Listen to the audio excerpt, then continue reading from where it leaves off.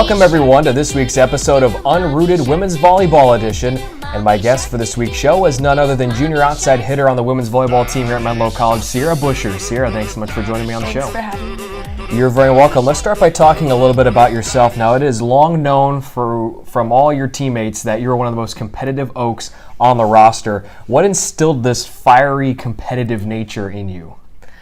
Well, I've been around sports all my life. I grew up playing multiple sports. My family's a sports family. My mom's super competitive. So I don't know. I think it's just like being around that. And because I don't know. My mom's competitive, but like not nearly as competitive as me. So I think that it's just something I've learned from being around sports all my life. Exactly. Now, out of curiosity, what other sports did you play growing up? Basketball mostly, but then towards the end of high school I did water polo. Okay. I've done track, and so What made you settle on volleyball? I liked it the best. It was I just liked it the best. Liked it the best, you were the best at it, and here you are anyways kicking butt at the NAI level. Now, last season was remarkable for you from the service line. You finished 4th in the NAI in service aces, but this year I've noticed you've changed your start position from more of a centralized area to now you're right up on one of the end lines. Explain the difference for you this year. I think over the spring season we worked a lot on serving, the whole team, and I worked on getting a nice high-speed serve that was consistent. So I worked to get my serve like over 40 miles an hour, like consistent serve. So for me, that was just serving as hard as I could from corner to corner. So that was just the most time for it to get faster. And so it really worked for me during the spring. It worked during practice and stuff, but I think that during games, I can't be as risky with it, So I think that I kind of take something off of it, so it hasn't been as successful. But lately, I've been like going back kind of to my old serve, from the same spot, but just to my old serve where it wasn't just that one spot, corner to corner, going as hard as I could. It's more like placing the ball into between passers and getting good locations with it. And that's why I was so successful last year, was just the location. How fast did you get the serve up to? I think it was like 42. Oh my goodness. But we've never seen that in a game, right? Maybe. I don't know. It's not being radared during the games. Well, true. That's very true. But if I'm guessing, well, I wouldn't have guessed you could get up to 42, but I'm going to guess you're probably 35, maybe? Maybe. I don't know. I think it'd probably be like high 30s. That's where I was, like, when we were radaring it. It was like, during spring, it was like a consistent, like, 40, 39.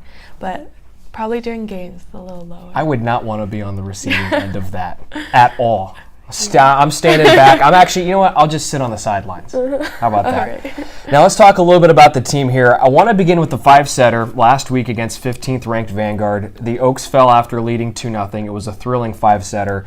What did you notice change for either you guys or for Vanguard after the first 2 sets?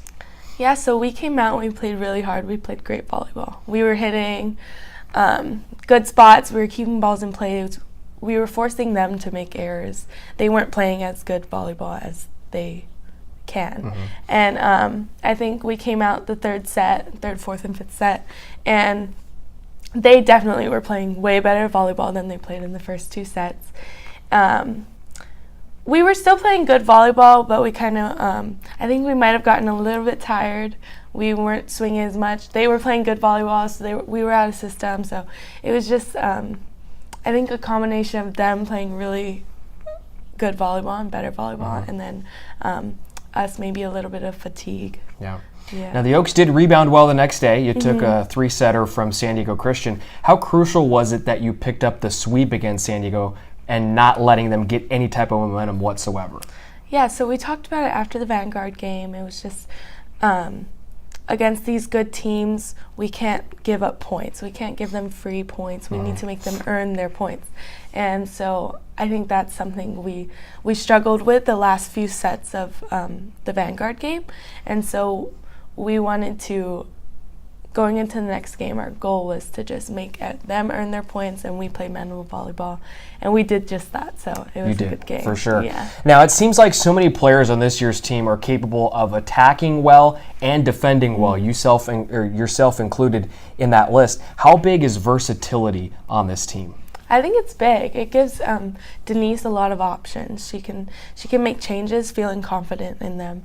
And I think that there's not certain rotations that are stronger than others. It's because everyone's capable of doing the same thing and everyone's good at doing the same things. So just giving us the option to do different things with it, and then also just being strong all around is just good for our team as a whole. It makes the life of Coach Denise Sheldon pretty easy, doesn't it?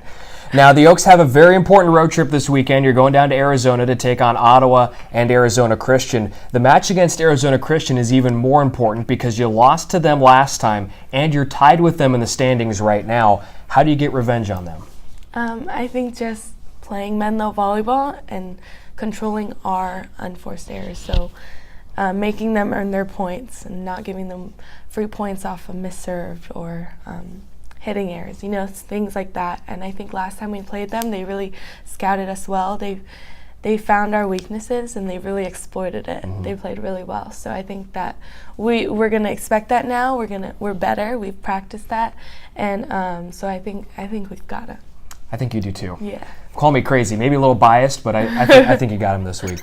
All right, Sarah, let's get into the final segment of the show. It's called Brownie Bites. I'm going to ask you 3 off-the-wall questions. Give me your best answers. Question number 1, which teammate could you beat at any competition at any time? I'd say Brooke, only because she said it in the last Unrooted, right? I think she did, yeah. She said, that Sierra would beat her in a competition, or she's the most competitive, so I think you're right. Beat me at building a sandcastle. Yes, that's right. So, she said it herself. So what do you think you could, obviously you just said you could beat her at anything, but what would you have a clear advantage in? Anything. Swimming? Okay. I don't know. You played water polo, I could just talk to her and get in her head, and she'd just be at the end of the day, she'd be it's just a game. You can have it. Yeah. Whereas me, I'm it's a game. I need to win it. And it's life. Yeah. Yeah. I'm gonna win it, and so I think she'd just give it to me. Yeah. I could talk her into giving it to me. Yeah. Talk a little pregame smack, and then she's just gonna fall completely. Right? Yeah.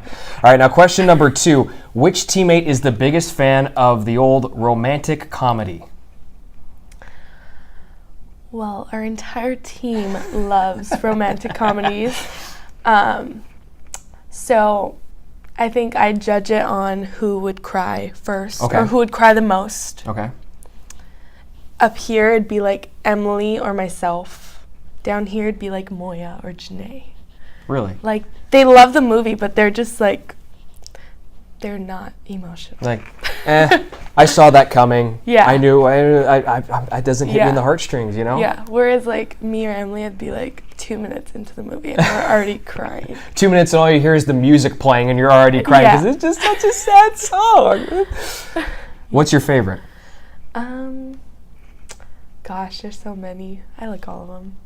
All the cheesy ones. Okay. See, I know none of the cheesy ones because I'm not a romantic comedy person. Let's see. Is Crazy Rich Asians a rom-com? Maybe. Well, I don't know if it would be defined. I've never seen it, which isn't a surprise. Well, we saw it as a team. Okay. And we were all crying. It was a good movie. Okay, if you're crying, then we're going to say yes, it's in the rom-com if I'm crying, I'm that's a good movie to me. Interesting. If I don't cry, it's not good. That's interesting. Okay, point taken. And then question number 3.